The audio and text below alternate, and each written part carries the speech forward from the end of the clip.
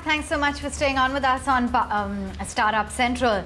Now, in a big win, MindTickle has raised close to $100 million in equity and debt funding, with Softbank leading this investment. The company, which operates a software-as-a-services-based platform, has also raised capital from existing backers, including Novest Venture Partners and Qualcomm Ventures. This round of funding comes after MindTickle in the month of July last year said it raised $40 million in a Series C round.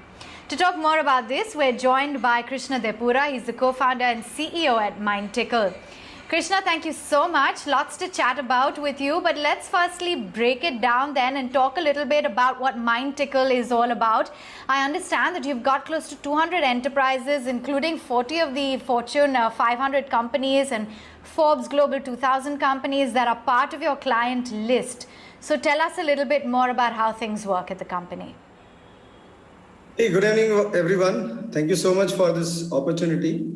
So at MindTickle, what we are creating is it's a sales readiness platform. It's an online cloud-based platform. What it does is it enables organizations to prepare all their customer-facing teams. What do we mean by that is the sales teams, customer support teams, customer service teams, so that when they are interacting with their customers, so any kind of value that they deliver, like showing the product, selling the product, servicing them, then this platform allows the companies to ensure that their people have all the right knowledge, behavior, skills, or competencies which is required to deliver an exceptional customer experiences. So as we all know in today's world, the customer experience is the key differentiator between any winning company and the losing company.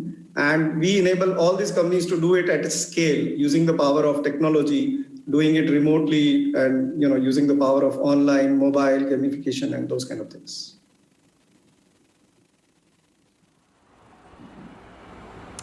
Okay, fair enough. Now, Krishna, let's talk about this latest fundraise. Softbank's Vision Fund 2 has led the startups, that has led your latest fundraising round, and you've got a lot of your existing investors like Novest Venture Partners, as well as Axel, New View, etc., Qualcomm. They've also participated in the round. And can you just give us a sense as to where this values the company at? We understand it's close to $500 million from the earlier 250.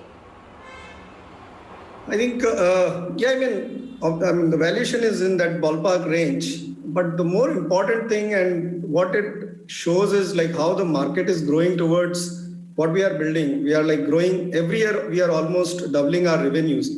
Because I think valuations are important, but the more fundamental and important thing is what is the value that you are delivering to your customer? What is your customer base? Because valuations are a result of your revenues and the loyalty that you bring in and the value that you bring to your customers. So we are more excited about that because we have been growing almost more than 100% for the last 3-4 years. And proud to say that the top 5 global technology companies or the top 5 pharma and life sciences company globally are using our platform to serve all their customer-facing teams. So I think the summary is the valuations are in that ballpark range, but valuations can come and go. The fundamental part is the revenues and the value that you are bringing to your customers. And I think we are happy with the kind of growth and success that we are seeing.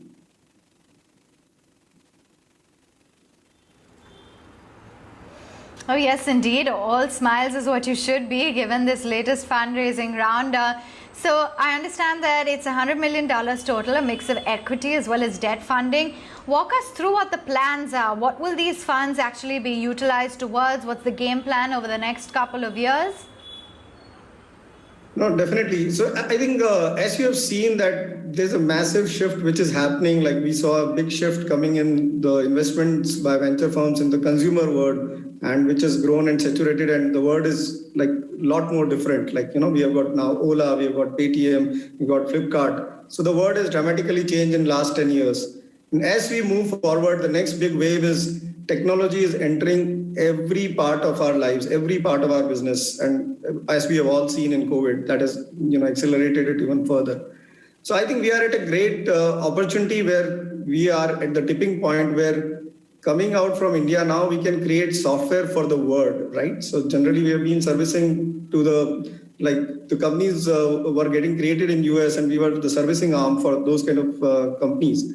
But today what we are trying to do is create a global company coming out of India, coming out of US, coming out of Europe. So with this kind of investments and these kind of global investors, the idea is that we can really go out and create the next generation of global product companies out of India.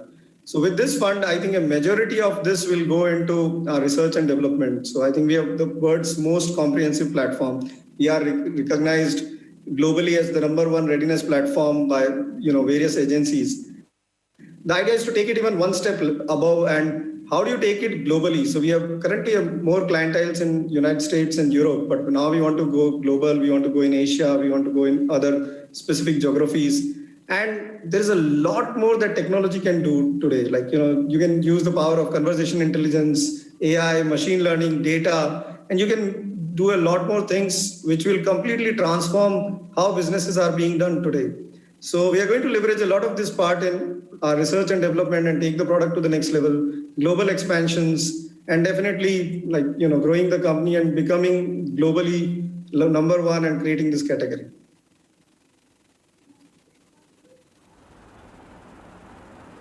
Okay. Do you think that, you are definitely one of the companies that has seen a pivot and a positive change in the lockdown circumstance, given the fact that now there is a lot more upgradation of skill sets, this remote working environment, etc. And therefore, the need to reskill, the need to upskill on an ongoing basis is now far more than it was before. So what are some of the challenges that you face due to the lockdown, and what are some of the opportunities that you've seen present themselves? No, obviously, I mean, this is a once in a century scenario that every business and every human being is facing. First of all, I really hope that this will get over soon. From a business perspective, it has been like it has created the tailwinds. So, we are already seeing a huge upsurge in the kind of solutions that we provide. More and more companies are going online. They are using technology. But definitely now with the COVID and, the lockdown and the remote kind of scenario, this has further accelerated. Every organization has realized that they will have to move and use technology. Even common people are now using mobile, Zoom, and all these kind of things. So technology is becoming mainstream. So that has definitely helped. It will, it has helped us where we don't need to evangelize so much. Even in India, we have seen an amazing, increase in adoption of our software from various kind of companies, like automobile companies to pharma companies, to insurance companies, to finance companies, to, companies in various kind of domains. So I think this trend is there and which is continue to remain even post-COVID. So the shift to technology is definitely happening, and that has, definitely helped us positively. The challenge has been suddenly everything became remote, and most of our employees, because all of us went remote, and we have global offices, and we have very cohesive culture. We work very closely in our offices. We are also rated as one of the best places to work in India, and we are so now we have to continue with the same kind of culture, energy, because we are so closely connected as employees. So that was one of the challenges, that how do you continue the same amount of productivity, the morale and the culture that we have built over a period of last 10 years. But glad to see that the kind of investments or the kind of energies and value system that we created, we were able to work together seamlessly and not only get to our productivity, but we're also able to celebrate. We are also able to go through and are still able to maintain similar culture. So I think those things really worked out well. The second part was, how do you shift to a culture of completely online selling? Because ours is a product where we have a combination of inside sales and field sales. So, but I think the word is gradually, switched well onto this, and we are able to continue and, do large deals globally, sitting out of, our home offices. In fact, the entire Softbank deal, probably the first, which everything was done virtually. You have met all the investors virtually. You have done all the transactions virtually. Right. Challenging, but I think technology has helped us. Yeah. We've certainly become very accustomed then to this virtual world. It's something that we're using even right now in this interview with you, actually, Krishna. But I'm curious, and I have to ask, what led to the name MindTickle? What's the meaning behind it? Absolutely. And this is one question that I get asked every time, right? So this is the thing. So I think a lot went behind this name. There's a lot of interesting story, but in short, what I'll tell you is like the whole purpose when we started this organization, me and my co-founders, right? The whole point was like we wanted to do something which is impactful. But while we are doing this, it has to create fun. It has to create a pleasant and a delightful experience for us, for our employees, for our customers, for anybody who interact with us in any form and shape. The journey has to be pleasant, and it's not only the destination. The destination is meaningful, but the journey has to be pleasant and impactful. So we are looking or like still trying to do everything in what we do in our work, in our life, in our personal and professional ways, that it has to be the intersection of fun and learning. So that's where the name MindTickle comes in. So mind is like reflecting the impact that we are trying to do with the organizations. And tickle is like the part of delight or joy that you can bring to your own lives or your employees or your customer lives, or the value that you can bring to your customers in a not so serious way. So that's the origin of our name.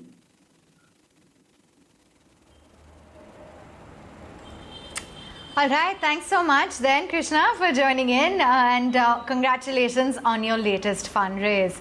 Let's take a very quick break, be right back as we hear it out from Nandan Nilekani talking about how India can tackle the COVID crisis using technology.